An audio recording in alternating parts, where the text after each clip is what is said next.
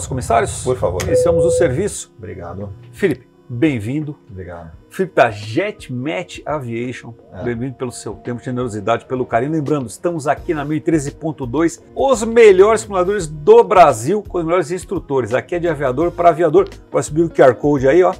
O JetMatch 123 está alinhado na cabeceira 20 da esquerda, pronto para decolagem. JetMatch 123, cabeceira 20 da esquerda, vento. Autorizado a decolar da 20 da esquerda, o JetMatch 123, comandante autorizado a decolagem.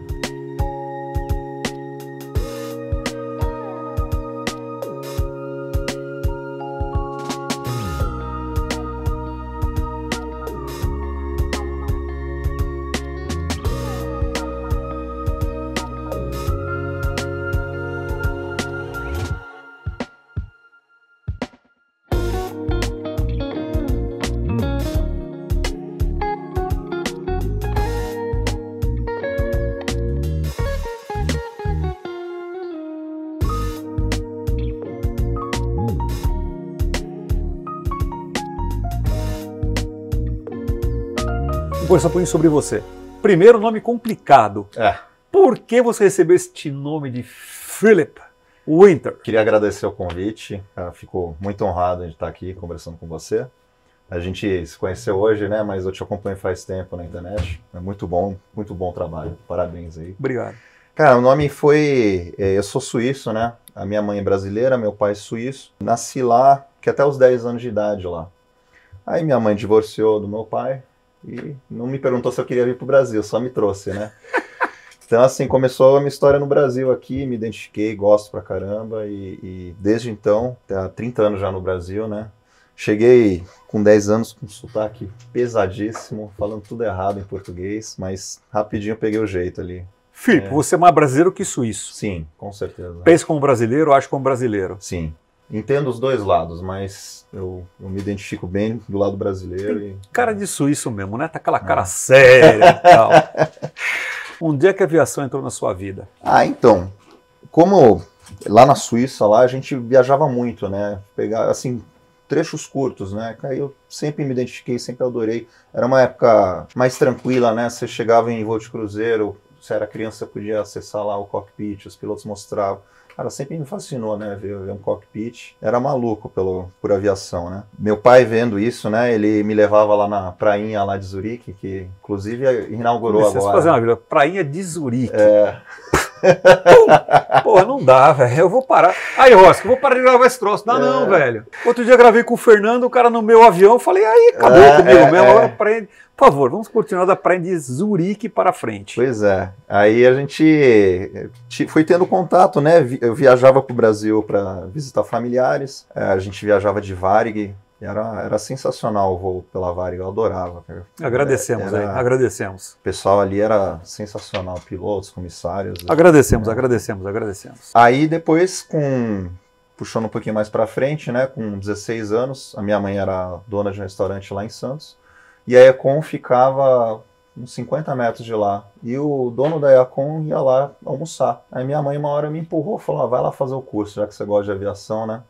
Então eu comecei o teórico lá, depois eu fui seguindo o aeroclube e tudo. Consegui me formar em 2007 como piloto comercial, e aí foi a busca de correr atrás de emprego, né? E eu não tinha ninguém que eu conhecia, né, na aviação, era só eu e eu mesmo ali. Aí eu era estagiário de uma empresa, acho que era do governo lá. Cara, eu peguei e falei, chefe, posso imprimir uns currículos aí? Aí eu já tinha entrado no site da ANAC, tinha lá a lista de todos os táxis aéreos do Brasil. Aí eram 270, 280 táxis aéreos na época. 280 currículos. Foi 280 currículos, 280 cartas de apresentação. Aí o chefe ficou maluco no meio do negócio. Falou, meu, o que você está fazendo? Eu achei que você só imprimia os currículos. Falei, eu estou imprimindo os currículos, né? Aí fui no correio, mandei pro Brasil inteiro, aí fiquei esperando lá. Passou uns meses, umas 20 cartas voltaram, né, de endereço que não era certo e tal. Aí me ligaram de um táxi aéreo lá de Porto Seguro, aí fiz entrevista, falaram, você quer vir? Eu falei, pô, lógico, na hora, né? Comecei a voar um sertanejo lá, monomotor, tinha um Cessna 402 também, e a gente ficava fazendo bate e volta ali, Corumbau, que é 20 minutos de voo, destino de férias aí da galera Que legal. Que gosta, né? Cara, fazendo hora de voo. O pessoal gostou do meu trabalho lá, né? Ali eu ganhava pouco pra caramba, né? A gente primeiro emprego você vai para qualquer buraco que for, né? É engraçado. Né? Aí eu tinha 3 cervejas por fim de semana para tomar na praia, era o que dava a grana. Conheço esse filme, meu querido, conheço esse filme. Felipe, conta uma coisa para mim, voltando um pouquinho no tempo. Você falou que você voava muito com o seu pai, com a sua família, sim, quando era moleque, e o aerococcus te pegou nessa fase. Sim. Fechando o olho, qual é a primeira memória afetiva que você tem, você com a sua família dentro de avião, ou vendo avião, alguma coisa que envolva o avião? Que vem na sua cabeça, pum, como se fosse uma foto, tum. Uma besteira que eu acho que uma coisa que nunca saiu da cabeça, eu tava ali num voo de comercial, tava eu, meu pai e minha mãe, eu tinha acabado de perder um dente, eu acho, aí meu pai pegou um tic-tac, tirou, botou aqui no meio, falou, vai lá mostrar pra sua mãe. Aí fui lá todo felizão, aí minha mãe, puta da vida, o que você tá fazendo e tal. Isso aí é uma lembrança que eu tenho dentro da aviação que marcou também. O paralelo eu faço sempre com a aviação americana, né? Uhum. Tem uma aviação executiva, aviação de negócios boçal de grande. Né? E é um país bastante dinâmico em termos de capitalismo. Então a aviação, você está lá gerando, a gente sabe, tem o passeio do dono do avião e tal. Desculpa também, eu não falo patrão, sim, né? Sim. Eu falo proprietário explorador, porque quem tem patrão, né? Eu sei que é o jargão que vocês usam, mas eu acho que é um jargão que não é muito legal, sim, mas isso é minha opinião. Aliás, comentários aí, quem não concorda com o tiozão, né? Você foi de um polo para o outro polo.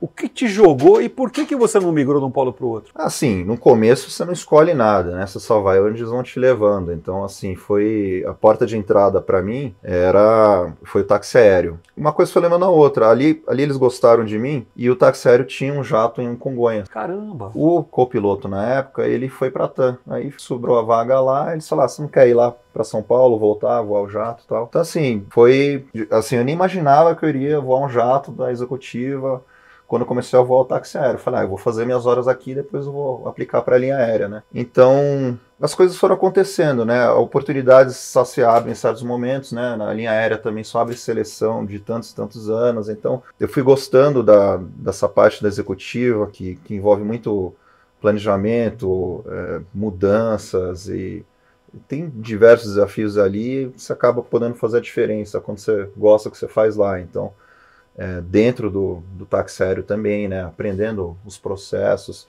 você tem muita liberdade, você poder migrar, falar, deixa eu abraçar esse negócio, eu vou fazer. Então, essa parte legal também, que eu gosto muito. E aí foi indo. Depois de um certo tempo, eu tava vendo que tinha aquela parte dos jatos grandes, né, Gulfstream e tal. Naquela época, a maioria era November, né? Foi bem antes daquele pouso forçado lá. E aí eu falei, se um dia eu quiser voar esse avião, eu vou ter que tirar a carteira FAA. Sim. Então, cada vez que eu ia fazer um simulador lá, eu tirava uma parte, né? A primeira foi a validação do PP. Aí depois eu fui fazer o PC e FR. Aí depois eu fiz o multi. Eu fiz meio que parcelado, né? Era o que eu podia pagar. Sim. Quando eu tirei o FAA, aí eu comecei de novo a disparar para o pessoal que eu conhecia, né? Agora já conhecendo gente e tal. Antes não conhecia ninguém, né? Então, teve uma pessoa que me chamou para voar um Gulfstream. Era um 350, que é a mesma coisa que um 450, só que com um pouquinho menos de autonomia. Aí eu fui em 2012, comecei a voar. E aí já não tem mais... Assim, você já meio que trabalhou tanto naquele ramo, você já tá bom naquilo, você meio que fala, putz, se eu agora migrar, eu vou começar do zero... E talvez eu não consiga fazer as coisas que eu faço aqui. Então, foi uma coisa que foi acontecendo, né? Não teve nenhum momento de falar, você quer vir para a linha agora? A gente vai sendo levado, né? Foi onde eu fui levado. Vê se a minha comparação funciona. Nós dois somos médicos, né? Sim. Nós dois somos pilotos. Só que eu sou otorrino e você é cardiologista. Sim. Ambos temos a mesma formação, trabalhamos dentro de um avião, que é no mesmo céu, mas temos exigências diferentes cada um no seu trabalho. Com certeza. Não é? Acho que foi uma comparação bastante legal. O que precisa... Tiozão voa na comercial 200 anos. Aí ele consegue um emprego maneiro para voar na executiva. Você está lá me selecionando. O que eu preciso ter para poder desempenhar o meu trabalho da melhor forma possível? Entendendo que, você colocou muito bem, o trabalho da executiva não se restringe ao meu trabalho. Eu chego no avião, ele está pronto, sento dentro, dou corda no negócio, saio voando, pousou, tchau, obrigado, já entra a gente lá, sai embora para voar. O que é importante o cara que tem o foco na aviação que você faz, ter como características e buscar se preparar para? Eu acho que o interesse, a proatividade, você, numa entrevista, consegue perceber, putz, essa pessoa está sempre correndo atrás, ela sempre está tentando evoluir, melhorar. Eu acho que esse é o principal, porque o resto você vai aprendendo, você ensina, você aprende, enfim. Se você tiver já um perfil de querer chegar lá, esse é o meio caminho andado. O resto você vai pegando janela, aprendendo e trocando ideia, tendo uma equipe boa do seu lado para te ajudar, para te apoiar. Então, eu acho que esse seria o segredo, assim, falar, quero migrar hoje para executiva. É basicamente isso. Eu acho que o resto são coisas técnicas, são coisas do dia a dia do trabalho, né? E vão acontecendo. A principal característica do cara é ser proativo, ou seja, me viro e faça acontecer. Sim. Até porque, pelo que eu entendo, o teu trabalho exige isso. Sim. Preparação de voo toda que você faz, ela, obviamente deve ter uma empresa que faz o suporte para vocês, Tem. né? Prepara voo, etc e tal, mas é meio você por você mesmo que resolve. Não é meu caso, a gente recebe o pacote mais ou menos pronto e é lógico que adequa esse pacote, até porque é responsável por fazer isso, né? Não tem muita diferença. Legal, você falou que você migrou para aviação jato grande. Sim. O que é aviação executiva pequena, entre aspas? O que é aviação executiva grande? A pequena eu diria o avião que eu comecei a voar, né? O CJ3. É um avião de 8 lugares, autonomia de 1.815 milhas. Dá para fazer até um Manaus. E o médio porte seria ali dos Excel, Sovereign, G200, G150. E aí o grande porte são aviões ali em torno de 80, 90 mil libras de peso. Que você faz Falcon, os voos que eu faço.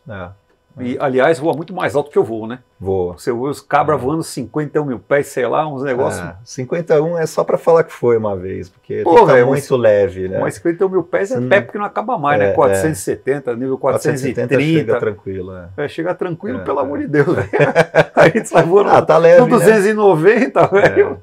Nem tem como. E muito veloz, né? Vocês vão acho que mais veloz que a gente. Não tem ideia qual é o Mach de cruzeiro. O avião que eu vou, o 550, Mach 80 seria o reduzido econômico.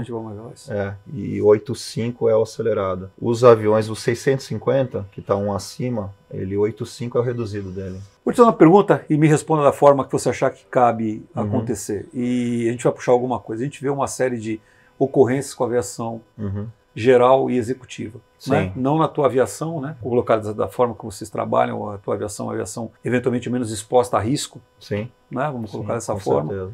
Mas por que você acha que isso eventualmente está acontecendo? Se está acontecendo, ou se você puder dizer assim, peraí, eu acho que ali dá para dar uma arrumada ou uma ajeitada. Lembrando que, eu sempre friso, aviação é um meio de transporte extremamente seguro.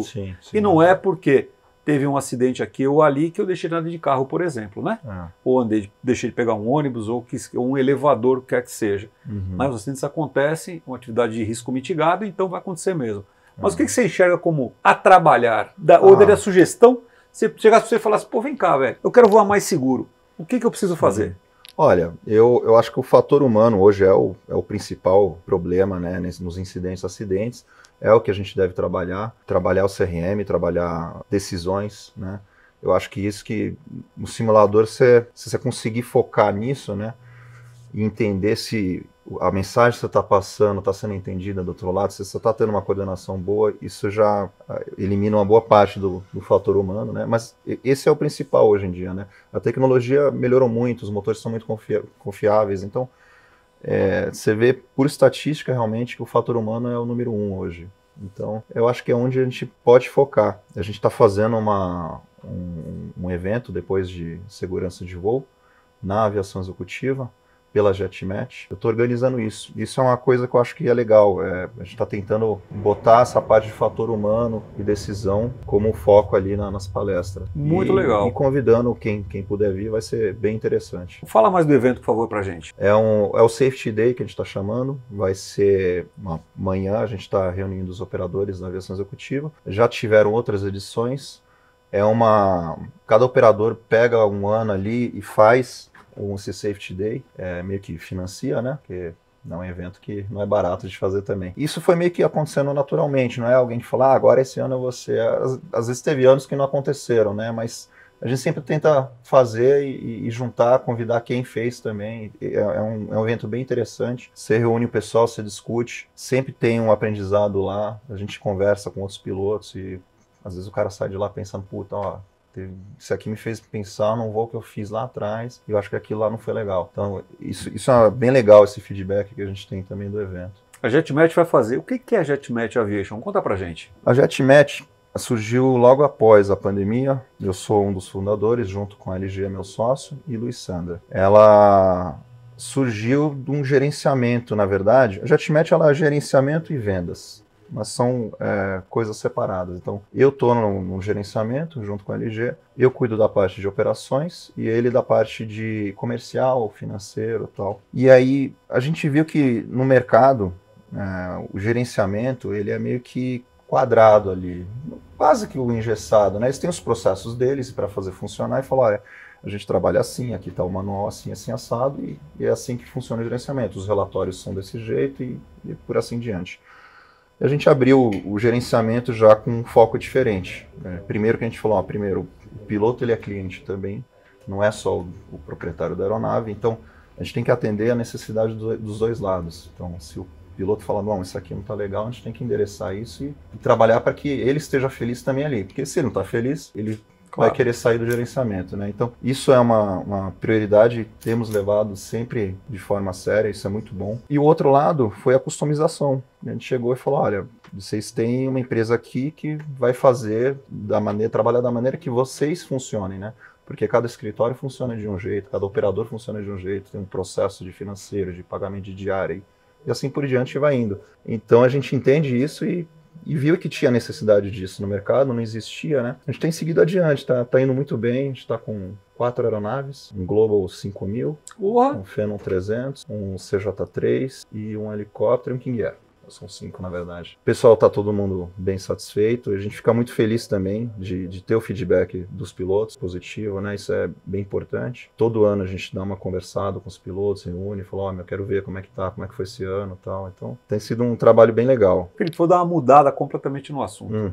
Se você pudesse pegar uma imagem ou um voo para levar para o seu túmulo, no bom sentido, espero que você dure bastante tempo, com você, que voo, que imagem seria? Uma coisa muito gratificante, né? Porque eu te comentei, né, que começou ali na Suíça, aquela coisa de aviação, ia lá no aeroporto, a gente ficava assistindo o avião pousar e decolar. Foi o primeiro pouso em Zurique. Aí, aquilo lá ficou na memória, eu falei, nossa, eu nunca imaginei que eu iria pousar em Zurique. Era meio que um sonho que estava ali, mas eu acabei realizando ali, foi muito bom, foi gratificante. Que imagem você tem desse pouso? Que imagem você tem desse pouso? Da final ali, tava um dia bonito, cara, veio memória, né, da infância, falando, eu tô realizando um sonho, tá?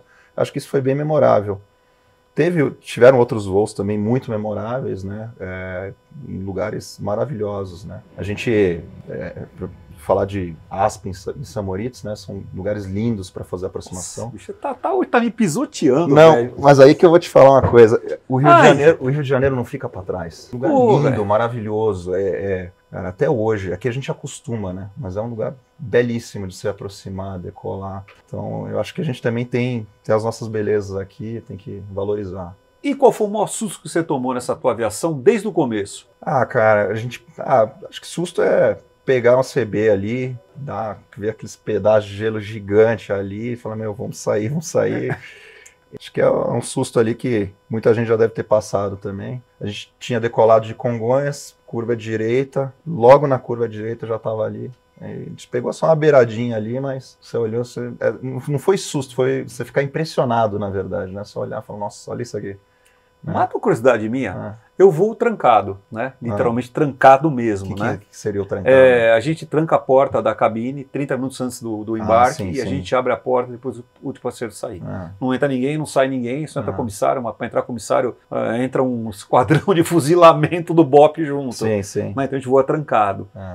Se eu pego uma turbulência, eu não tenho contato com os passageiros, eu tenho contato através, ou eu vejo pela câmera ali, a gente tem câmera, né? Ou você fala através dos comissários quando sai alguma coisa e tal. Como é que é depois de um troço desse? Você entra num CBzão desse, toma aquela cacetada, aí você bota o cabeção assim, vê só os olhinhos assim, ó. Olha, nessa vez a gente deu sorte que foi só um translado, mas a gente sempre dá uma brifada no passageiro se a gente for ver que vai balançar. Isso até na hora do embarque, né? A gente vê na subida, fala, provável que vai balançar. No nosso voo, no nosso avião, a gente tem uma comissária também, então a gente tem um acesso a ela e fala, pede para botar o cinto ali que agora vai apertar, né? Mas É basicamente assim.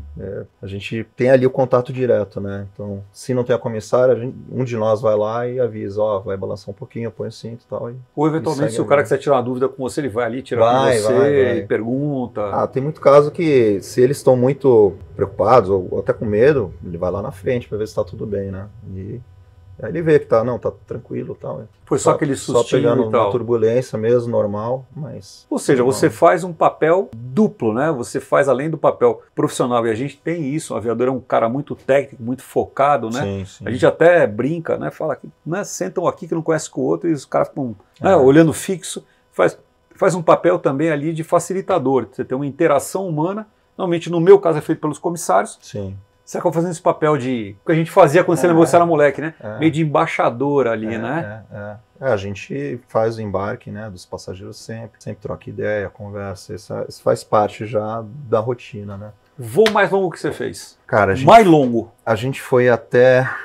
Saiu do Brasil, foi para Auckland, a gente fez uma parada na Ilha de Páscoa, aí a gente ficou lá uma semana ou 10 dias, aí a gente foi para a Coreia do Sul, a gente pernoitou no hotel lá por umas 20 horas, só para dar o descanso, e aí a gente foi para Zurique, aí depois de Zurique pro Brasil. Caramba, você foi... A gente fez uma volta inteira. Ô, louco! Uma volta nada. E o mais curtinho? Translado Porto Seguro, Terra Vista, é do lado ali. Quanto tempo? Cara, deu uns 5 minutos, é muito rápido. Qual que é mais complicado, o curtinho ou o longo? O curtinho é gostoso de fazer, porque normalmente é translado, você não está preocupado, você olha para fora, curte o visual, né? Eu gosto mais do curtinho. Dá para curtir sua aviação? Dá. Você voa um jato pesado, né? Que já tem uma série de exigências diferentes. Sim. Dá para curtir ainda? Dá para curtir. É que assim, eu acho que aí a gente com certeza se identifica parecido. Hoje em dia a gente está muito olhando para dentro, né? Então, às vezes que eu curto mesmo o voo, nesses translados aqui, que é curtinha logo ali e tal, eu acho que fica mais parecido com aquela aviação pequena, que você está mais aproveitando. Mata aquela saudade de aviador. Desperta o aviador adormecido. Exatamente. Aquele homem que morreu ressuscita dentro de você. É isso aí. Mais ou menos assim. O que a gente tem de diferente, eu acho, isso é legal explorar, é que a aviação que eu faço é muito controlada, né? Então, se eu fizer alguma coisa errada, hoje em dia com tecnologia, né, tudo monitorado via satélite, o cara tá sabendo antes de eu ver que já fiz a besteira. Já monitorei isso daí já, FDM, FOCA. Mesmo? Eu fui o gatekeeper? Eu analisava os dados e... Então, a gente tem, o sistema de foco mesmo, né? Mas tem o monitoramento em tempo real mesmo, de motores e de sistemas, né? Legal. E pior, rapaz, ele é que nem minha mulher fofoqueiro. Fala tudo, né? Por quê? Porque ele conta pra você, ele conta o fabricante do motor ainda. Então já não tem como filtro. E agora eu vou lá a Boeing, vai pro pessoal da Boeing também analisar, né? Sim. É uma forma de manter a aviação controlada e principalmente evitar que um equívoco desemboque em algo um pouco mais sério. Como você falou, a tecnologia muda tudo, né? Você é um avião hipertecnológico. Com certeza. Aliás, hiper chique a propósito. É bom, né? É bonito. Chique. Imagino. Pessoal, alguma pergunta para o Felipe? Quero saber onde fica essa praia aí. É de Zurique. A prainha de Zurique. Nossa. Fala um pouquinho da praia aí. Eles acabaram de reformar ela, inaugurou de novo, ela estava fechada. Tem um passeio de ônibus lá dentro que é separado, que você paga, ele para do lado da pista, você tem um cercadinho lá e no verão você pode ver o avião pousar na sua frente ali. E na final de uma das pistas lá, a galera reúne ali no cercadinho, fica assistindo no final de semana. É uma delícia, o verão, quem estiver lá, aproveita, vai lá conhecer, recomendo. Muito bom. Fala que eu acho muito louco de Zurique. A gente opera passageiro de cargueiro, né, lá, né? Sim. Os cargueiros, você para num terminal de carga que é bem distante, você passa no meio dos hangares taxiando. Então você tá taxiando, bicho, e é hangar pra cá, hangar pra lá, hangar pra cá, e você passando com o avião no meio dos hangares ali, né? A gente costuma ver hangar de longe, né? Sim. Você passa no meião ali e fala, caramba, bicho, vou bater num hangar desse aqui daqui a pouco, né? É grotesco aquele hangar lá, tem um lá gigantesco lá. Às vezes a gente para lá também. O filme ficou perdido, né? Tem uns zigue-zague ali que você tem que entrar lá. É bem legal. Mais alguma pergunta para o nosso querido Felipe? Eu tenho uma pergunta. Por favor. Eu queria que ele aprofundasse mais sobre entrar na executiva, alguém que queira migrar. Se fosse para fazer o primeiro passo, você recomendaria às vezes um curso, algo assim específico, para essa pessoa ter esse diferencial, além da proatividade que você já falou? Eu acho que você está no início da carreira, um caminho muito bom para você seguir, e você não estiver trabalhando ainda de piloto, ou estiver atrás da profissão de piloto, é você trabalhar naquelas empresas de planejamento de voo, porque você vai ganhando o contato dos pilotos, eles vão te conhecendo, né? E você vai mesmo fazendo o trabalho que é esperado de você depois quando você voar de fato ali. Então, isso seria, acho que, um caminho mais ideal. A pessoa que não tem a experiência de ter trabalhado no planejamento de voo, você sabe que ela já conhece todos os problemas que podem surgir no planejamento, ou durante o voo, ou até no pós-voo também. Então, a gente gosta quando a gente vê que tem essa experiência. É muito bom. Uma diferença que a gente tem aqui, né, de novo, médicos, né, coisas diferentes. Você convive com o teu outro colega 24 horas, 12 meses por ano. Eu convivo com um cara que eu nunca vi durante 12 horas que eu estou voando. Dessas 12, 6 eu estou dormindo, né? E não vou ver de novo daqui a 12 anos, se ver novamente, né? Então são relações completamente diferentes. Sim. O que é um piloto bom no executivo? O que é o cara bom? Você diz assim, pô, esse cara aqui... Provavelmente você se inspirou em alguém, né? Eu brinco que eu sou um mosaico das pessoas que eu convivi. Tanto para o bem, como coisas que eu vi que eu não achei legal, que eu tive por tirar do meu comportamento e ajustar meu comportamento, né? Sim, sim. Mas eu sou um pedacinho de cada cara que teve a generosidade de me ensinar, né? Eu vou me dar como exemplo. Eu sou comandante muito novo, você com 23 anos, né? Eu era um menino, mal sabia para onde batia o vento. E as pessoas tiveram a generosidade de poder me orientar e me tornar um profissional, me ensinar a fazer o meu trabalho, né? Maturidade não tinha mesmo, né? Veio com o tempo. O que é um aviador legal para você no executivo? Esse cara aqui, porra, esse cara é um cara padrão, a gente usa esse termo, né? Esse jargão, né? Esse cara é um cara padrão. Sim. Olha, eu que nem você, né? Eu acho que a gente pega um pedacinho, o que a gente mais gostou de cada um que a gente voou e fala, não, isso aqui é bom. E os ruins também, a gente fala, não, isso aqui não gostei, não vou fazer nunca, né? Então, pra mim, eu acho que é uma opinião minha e eu acho que cada um tem uma coisa diferente que vai falar, não, isso aqui é um piloto bom pra mim, mas eu gosto muito do dinamismo. Eu acho que quando uma pessoa é dinâmica e é uma pessoa que tem um relacionamento bom, né, de que você consiga conversar e tal, porque é o que você falou, a gente fica meses juntos e a gente tem que se dar bem, né? Então, claro. Isso é uma parte importante. Eu acho que isso pra mim, é bem legal, assim. Eu gosto quando eu vejo que a pessoa é bem dinâmica, consegue ser rápida, mudar e falar, agora mudou, agora é assim, assado, pensar lá na frente. Então, eu acho que isso pra mim, eu considero um piloto bom. Você teve contato, obviamente, você, como eu te falei, vai juntando um pedacinho de cada um e acompanha o comandante Philip, né? Impacto na família. Ser família de um piloto executivo é uma coisa, ser família de piloto comercial é outra coisa. É bem diferente. Né? Você provavelmente voa menos do que em número de horas, né? A gente voa muito, voa 900 mil horas por ano, né? Acho que obviamente você não deve voar tudo isso, mas com isso você fica períodos longos, né? Você falou assim, 10 dias, passamos 10 dias lá não sei aonde, passamos 15 dias lá não sei aonde, e a sua família, de uma forma ou de outra, fica distante de você esse tempo, né? Não tem como ficar levando junto. Não. Como é que funciona essa dinâmica? É muito diferente? Olha, é muito relativo de emprego para emprego, né? Eu acho que depois da pandemia, muitos pilotos começaram a focar muito mais nisso, né? Na qualidade de vida, e começaram uma entrevista de emprego, questionar mais essa questão de quanto tempo voa, quantos dias fora de casa, né? Independente de hora de voo, mas realmente o tempo que você fica fora, né? Eu já tive... Cara, aí foi um caso bem fora da média, mas eu já fiquei 2 meses e pouco fora de casa. Uia! Mas eu era solteiro, então não afetava a família, né? Hoje em dia não daria para fazer isso. A última pegada boa assim que a gente fez era 1 mês fora, 5 dias em casa, 3 semanas fora, 10 dias em casa, mais 2 semanas fora. Essa não só a família, mas você sente demais, então... Aí você busca lugares que você consiga ter uma qualidade melhor, né? A ideia é essa, né? Sempre. Tem de tudo, né? Na aviação executiva. E esse é o emprego que todo mundo acha que está atrás, é isso que você fica mais em casa, né? Consegue curtir a família, né? E é difícil de achar também, não é fácil, não. A gente voa bastante onde eu tô. Os primeiros meses deu média de 100 horas mês. Pô, voa pra caramba, voa padrão comercial. Agora caiu para 80, mais ou menos. Mas é bastante, absurdamente. Não, é bastante. Mas para mim melhorou porque, apesar de estar voando muito mais, cara, 5 dias lá, depois já volto para casa. 1 semana fora, volta para casa. O voo mais longo foi 10 dias, então Isso para mim trouxe muita qualidade de vida para mim, para a esposa, para o filho, né? Então, Se você está ausente, quando os períodos não são tão longos, né? Então, Vai ter outra curiosidade minha? Ah. Porque eu brinco que eu sou especialista em conhecer lugar sem conhecer lugar nenhum, né? Porque a gente chega, a gente tem um negócio chamado minimum rest, né? Você faz minimum rest e já está sentado no avião decolando no outro dia. Então você conhece só... A gente brinca que aviador da aviação que eu faço, ele é como se fosse um bebê, né? Está dormindo, chorando ou comendo, né? Você não, você fica 10 dias parado, uma semana parado, 4 dias parado. Você vai explorar o lugar, né? Sim. Qual foi o lugar mais maneiro que você foi do mundo? Eu adoro Croácia. Eu acho que Croácia é animal. Muito lindo, maravilhoso.